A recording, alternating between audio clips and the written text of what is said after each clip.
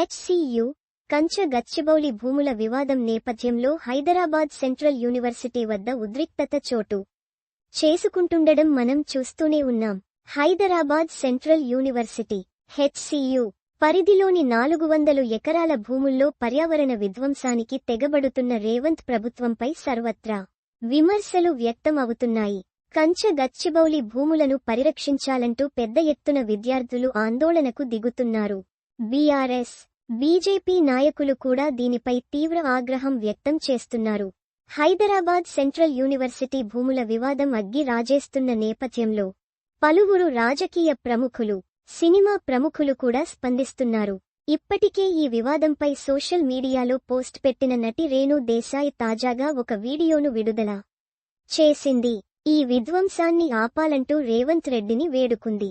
Hyderabad central university భూ వివాదం గురించి నాకు 2 రోజుల ముందు తెలిసింది. ఈ విషయంపై అన్ని తెలిసిన తర్వాత మాట్లాడుదామని సమయం తీసుకున్నాను. రేవంత్ రెడ్డి గారు, ఒక తల్లిగా రిక్వెస్ట్ చేస్తున్నాను. నాకు ఇప్పుడు 44 ఏండ్లు.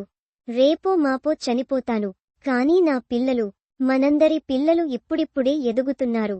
వారికి ఆక్సిజన్ కావాలి, వాటర్ కావాలి. వారి భవిష్యత్ కోసం ఆలోచించండి. అభివృద్ధి అనేది జరగాలి, కానీ ఈ 400 ఎకరాల విధ్వంసం ఆపేందుకు ప్రయత్నించండంటూ రేణు దేశాయ్ చెప్పుకొచ్చింది.